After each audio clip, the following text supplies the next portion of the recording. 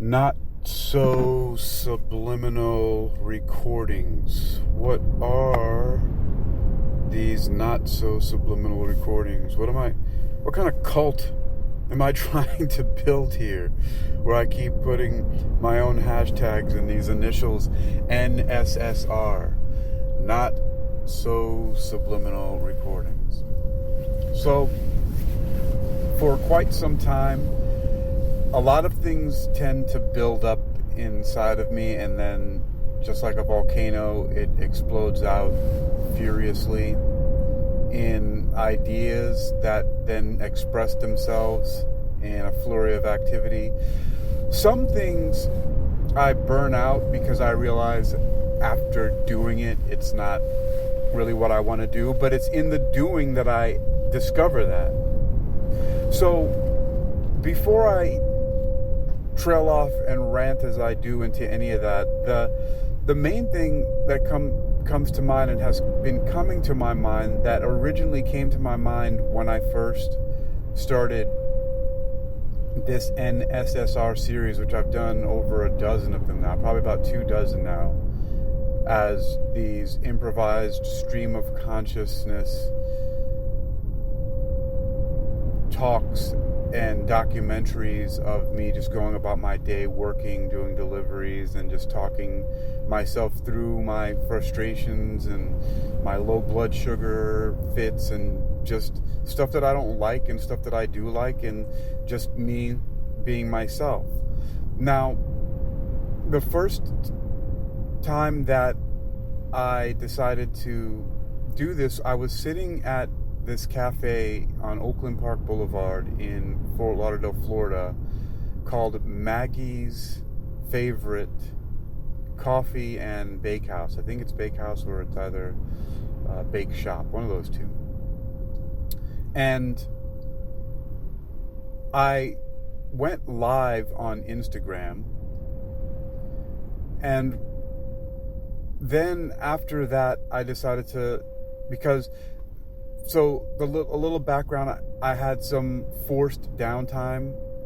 I couldn't drive, work, do any deliveries or anything like that, because my car for quite a while needed to have the front axles replaced. So I dropped it off at Lipton Toyota, and then I took a walk, and 30 minutes later I ended up where Maggie's Favorite Coffee and Bakehouse was. Interestingly enough, I had been there 2 years before with Flora Elizabeth Carrasco, who always found some of the neatest places, and we sat there and sipped on some tea together and had some good food.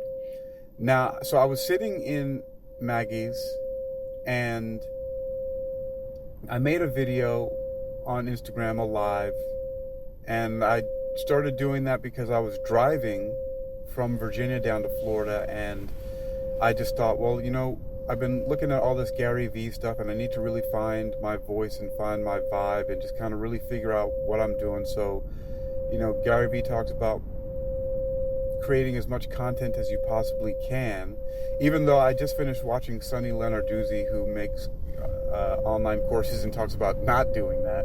And she has a really good system as well. But as you can see, my free association takes over my brain. But let me get back to this main point here. So the NSSR, the Not So Subliminal Recordings, which this one is part of it.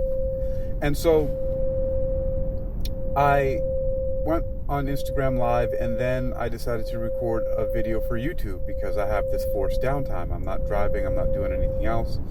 And so I got to this cafe. I thought I'd be walking probably for hours. I was thinking, I left the dealership around 11 a.m. and I figured, I could walk for a few hours and maybe get to the beach. And if it took too long, I would take a bus back or whatever. But I ended up at Maggie's, and I decided to make a video for YouTube after the Instagram Live.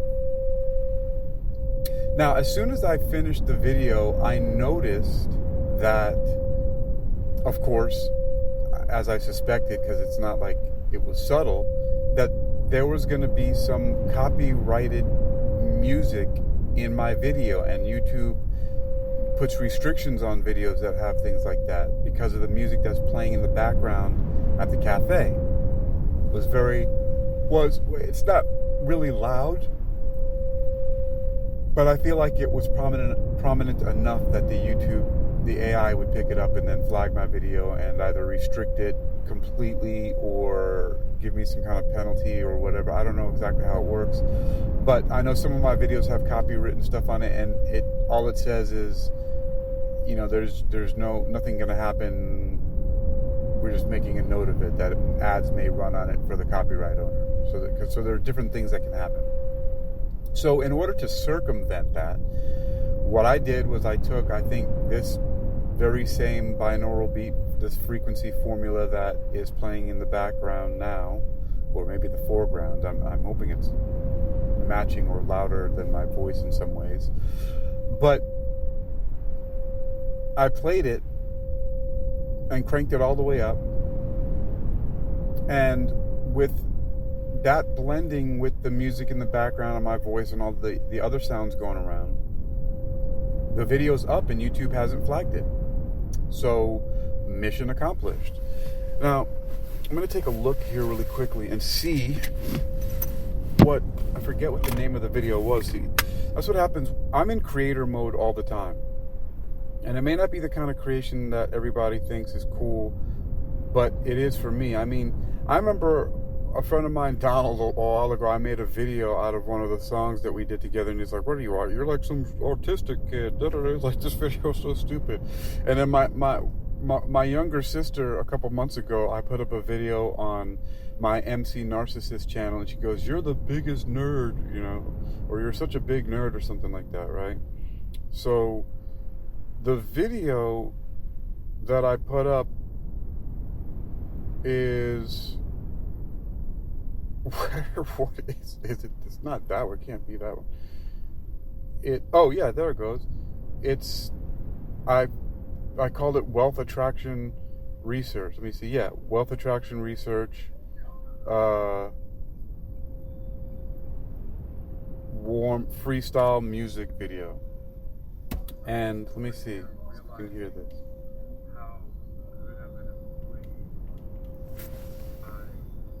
Could be because I don't need or want a job.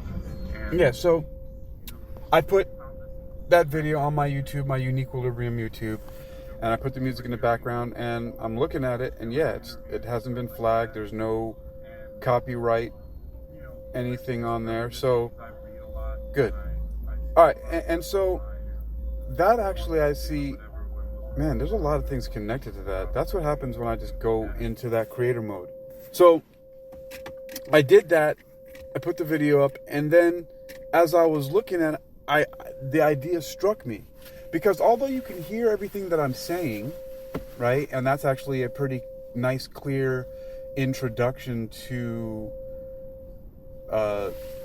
this topic, because I then went on and spoke for about an hour and 30 minutes on this platform called Noom Vibe, which there's another video that I just put up on there on that same YouTube channel, which is taking the audio from that Noom Vibe talk, combining it with, I don't even know, what did I combine it with? Some random videos. I strung something together and put it up there. Oh, I know what I did. Well, I'll get to that in a moment if it's important. It actually is like a nice, cool hack that I created using stuff that in a way that it's not intended to be, but making a cool visual. So the point is that from looking at that video that I made and putting the music in the background, actually it's the song called Floor Elizabeth Crosco, so it's not the binaural beat, but there actually is a binaural beat in the background of that video. I used... for that, I used 432 and 440, which are two, you could say, competing frequencies for the calibration of the A note in music.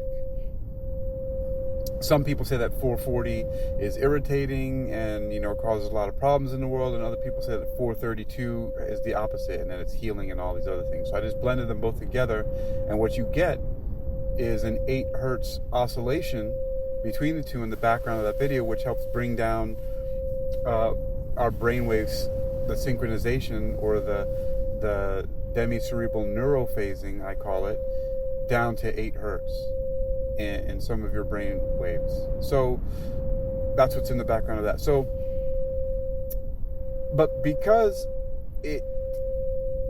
it masked my voice a bit, it brought me back to a time when I was spending time with my neighbor across the hall, and we actually were considering at the time creating a podcast called Across the Hall. And his name is Amit Sharabi. He was in the United States from Israel. I like the term on loan. He was on loan from Israel, and he was studying photojournalism at a college in Los Angeles. And while I was going to school for clinical hypnosis at the Hypnosis Motivation Institute. And we used to sit for hours and sip tea and just have these really long, great philosophical talks about all kinds of subjects. And we didn't always agree on everything, but we were always civil and really cool with each other. And sometimes I could see, the frustration on his face about some of the things I would say, and but we were just always just good with each other, just always cool. And so the point, though, is that he played all kinds of really great music that I had never heard before. So he introduced me to a lot of music. And I remember one thing that comes to mind in particular is a group called Lemon Jelly. And I remember in the backdrop of one of their songs, you hear this guy saying, nervous tension. And, nervous tension. And I think it might have come from maybe a talk or a recording from Harold David Fink or something like that, which I know his name from the audio recording of Earl Nightingale from The Strangest Secret in 1956. And then I remember going to a used bookstore and acquiring a hardcover book called it's either Release or Relief from Nervous Tension by the psychiatrist or psychologist Harold David Fink, I think is his name. But either way, in the band Lemon Jelly, you hear this guy in the background, nervous tension, and you hear the voice, and then sometimes you'll hear him just talking through some different advice. But it's part of the background. It's not the main character of the song. The beat, the grooves are really, and that's just kind of like some filler in there. And it's not so subliminal. It's not quite subliminal. It's like a subliminal message in a way, but it's not. And so that's really as simple as it is where that came from, because I just saw a somewhat of an equivalence between the two things, that I used music to mask other music, but then it really brought my voice level down, and I said, people are going to have a difficult time hearing that. And I remember also, I said, if anybody watches that, people might complain, we can hardly hear your voice. It's like, can you give me some voice with that music? Or, stuff like that I've heard people complain about online about videos, that the music is too loud. And I thought, I like noise. I like raw and juxtaposition, and also just non-conformist, very, even what some people might call odd, just completely different audio experiences. I'm really an audiophile. I love music and tones and notes and rhythm and beats and all this other stuff like that, but really the audio medium is something that I really enjoy. And I love ambient sound and ambient noise, so I'm really into the pink, the brown, and the white noise. And even in this recording here, I artificially generated these ocean waves. I think actually this particular binaural is called, I think this is the 528 one. Yeah, it's 528 hertz, 0.528, paired with 528 flat. So it's 528 hertz in one side, let's say the right, and then 528.528 in the left. And so the difference you're hearing, you're hearing a difference of 0.528 hertz. And it's a really, really super low, slow frequency. And so, but but that's the thing. So I like the noise, right? And I also like environmental and industrial noise and the hums of engines and motors and things like that. And also just like very raw recordings that are improvised and just the sounds that are around. For some reason, I love listening back to just, there's something different about listening to a busy street full of traffic on a recording than when you're in it live. There's really just something fascinating about that. There's something fascinating about listening to a recording of just walking into a store and walking around, and then the sounds and the things that you pick up, the details that you can hear and other things like that you're not necessarily picking up when you're walking around in it. And it's that combined with all the other elements that I spoke of, you know, the sound of, perhaps, I don't know if it is David Harrelfink's voice in the background saying nervous tension and lemon jelly. And I enjoy, you know, hemispheric synchronization from Robert Monroe's, you know, his Hemisync Institute, and how I was inspired by that to create demi-phase or demi-cerebral neurophasing, and the whole binaural beat popularity, which I also had learned from Lee Spusta, who creates his own relaxing meditation and hypnosis music. And I met him when I was a student at the Hypnosis Motivation Institute back in 2004 to 2006. And he was actually the first person to introduce me to binaural beats back in 2004. And so I had known about them for quite some time before I actually started creating my own. But that, in combination with so many different things, my love for ambient noise and sound, my enjoyment of binaural beats and different frequencies, and then that lemon jelly, I think those are really strong components. Those three things are the main influences of what I'm calling the Not So Subliminal Recordings. And it's fun because it's kind of off. It's you know, not so subliminal. What's that? Because sometimes my voice is so low that it might as well be subliminal. Like, for example, one of my recordings got flagged and deleted from Spreaker because their AI detected it and said it was music, but it was just really environmental noise on a binaural beat, and my voice in the background as I was walking 30 minutes from Maggie's favorite coffee and bakehouse to Lipton Toyota on Oakland Park Boulevard.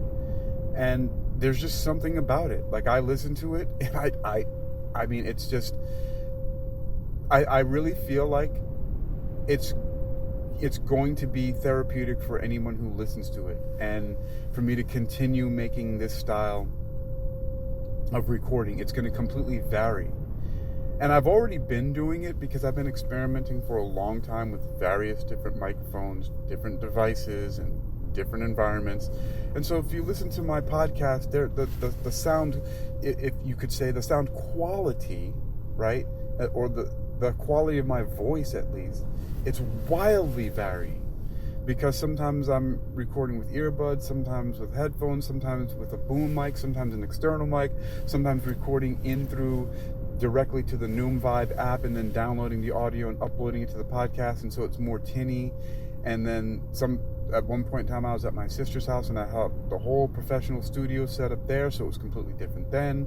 And then I finally settled on just recording straight into my mobile devices, which for some reason have the best balance and utility that I found. I don't need any special equipment, and the microphones are excellent. And I've already known this from a long time ago, when a song that I recorded called Is a Bell Ringing back in 2013, I recorded it outside of the Bergamot galleries and studios, these art galleries in Santa Monica, California, and just one take with a Samsung phone, obviously back in 2013, over 12 years ago.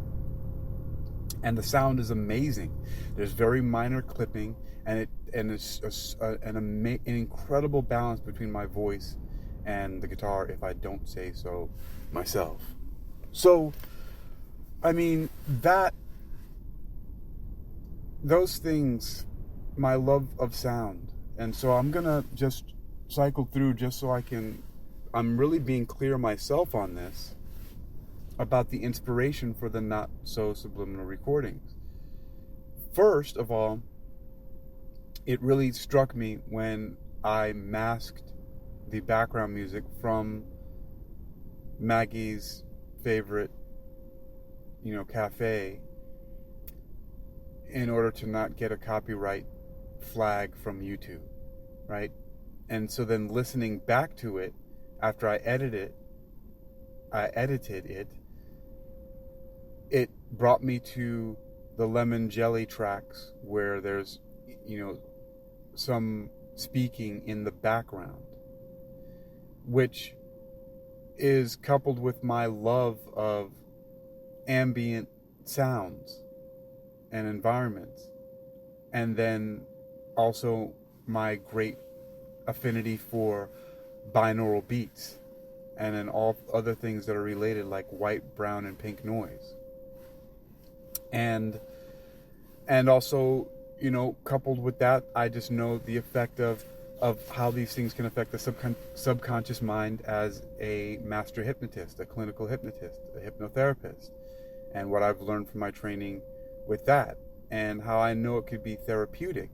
And also, something that also struck me, and I was looking on TikTok as well, and I saw a Korean TikToker who had something like 500,000 people, or maybe it was a quarter million. It was a lot of people. It was at least 300,000 people, or maybe 500,000 people on her live, and she was talking on the phone and cooking.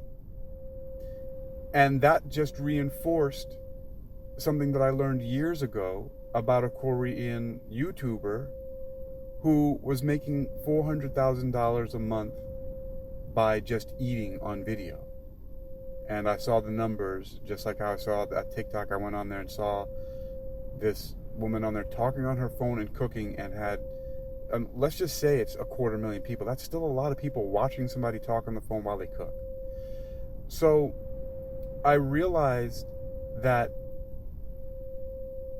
the combination of me speaking the environmental noise and just the natural environments and the documentarianism of it all, there's a lot of different, basically what I'm saying is there are a lot of different elements in it that are favorable, but also it's something that's very enjoyable to me. Like, I like listening to it.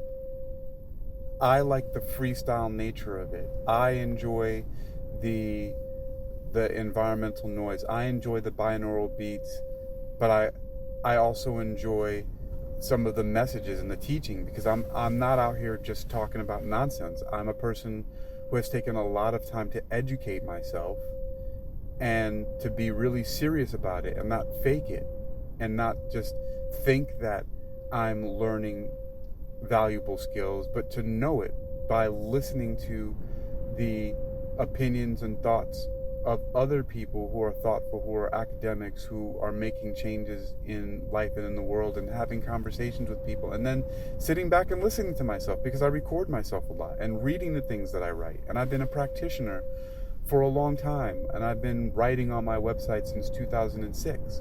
So I have a long history of reading, writing, listening, and creating and producing. And I know I mentioned a lot of me. I enjoy it. I like it. This part, on all these elements. But I also know that many other people enjoy these elements, because I've seen how they favorably respond to other creators who are using these various different elements, either by themselves or in various different combinations of it. And so all that really is left to happen is for this to catch on to a wider audience, which it inevitably will, because of the fact that I've made it so streamlined for me to do so. And you know what's really interesting? The biggest part of all that is just doing it and not caring what anybody is going to say about it. Or I should be more accurate. I care what people say. It's just that what people say is not going to stop me from doing what I'm doing, because it hasn't. Sometimes I've stopped to ponder and think about it. Is this going to make me look stupid? Are people going to laugh? Are they going to think I'm ridiculous? And then I say, it doesn't matter. I'm damned if I do, damned if I don't. Blessed if I do, blessed if I don't.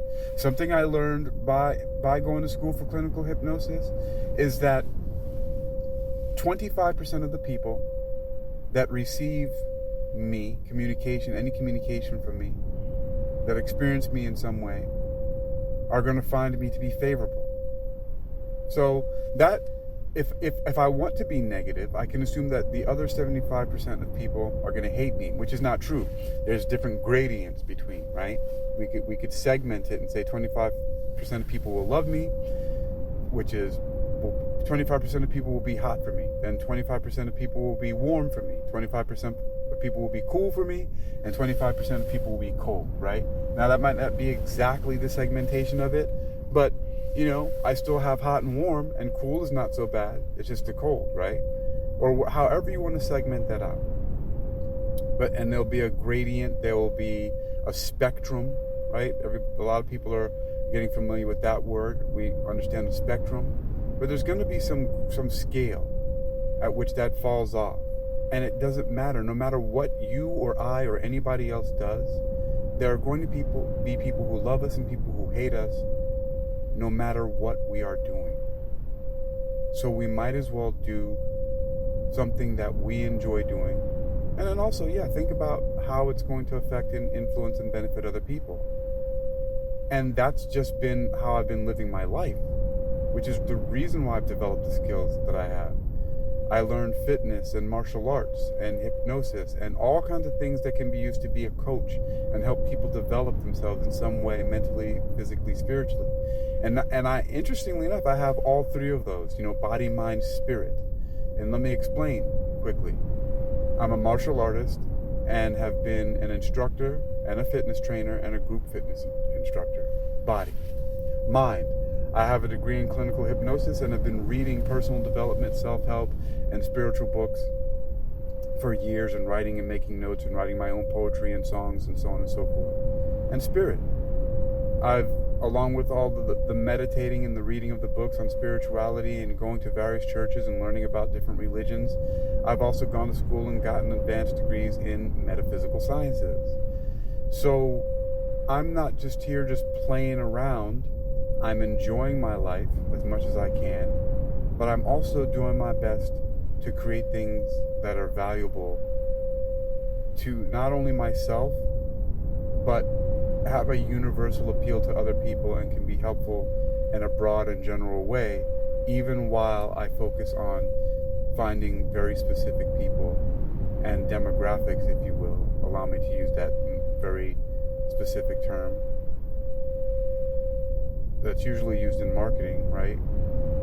But I have skills that can be generally appealing and valuable, and then apply them and deploy them in very specific ways with very specific groups and types of people and individuals. So that is my origin story for the NSSRs, the Not So SubLiminal Recordings. And it just sounds, it's funny, it's fun, it's a little bit ridiculous to say Not So SubLiminal Recordings and have this whole NSSR things, but who's to stop me? Who's saying that I shouldn't and I can't do this, and why not? There's zero intention in me to do any harm to anyone with this.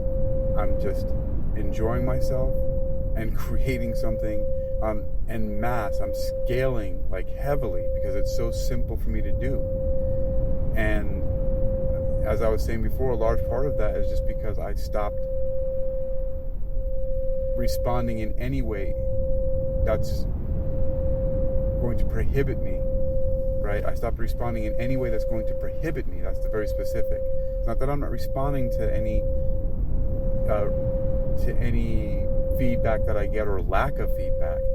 It's that I'm not going to respond in any way that's going to stop me from doing it. I'm making the decisions. I'm calling the shots. I'm going to decide when I slow down, stop, or switch gears or shift or pivot or all of those other things that I can do. right? That's how it's going to work. And that's how it is. And that's my story of NSSRs. And perfectly timed, because I looked up and this recording of this 528.528 hertz love frequency is coming to a close very soon. So, one of the things is you can find out so much more about what I'm doing. I've created my own sort of LinkedIn. It's just a website that I have various links to my different websites and podcasts and social media. It's simple to remember. It's onepersonenterprise.com, onepersonenterprise.com, onepersonenterprise.com. But also, it's just as easy to look me up by my organization name, Uniquilibrium, UNIQUILIBRIUM, and there's even a uniquilibrium.com. All of my handles on social media are Uniquilibrium. My LLC is Uniquilibrium. And even Googling my name, Hakeem Ali Bokas Alexander.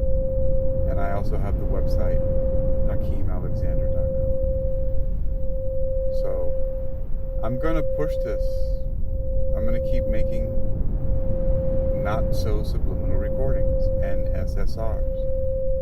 Because not only am I enjoying it and it's giving me a great deal of expression and awareness, but I know that it's going to be beneficial in various different ways to many different people. Even the story of me just talking about how I developed it. There's a lot going on there. And one last thing too I want to say is I did a little technology and media hack in order to create one of my latest videos that's on YouTube right now. And I won't get into it, but I will start another NSSR and talk about it on that. So that's coming up soon.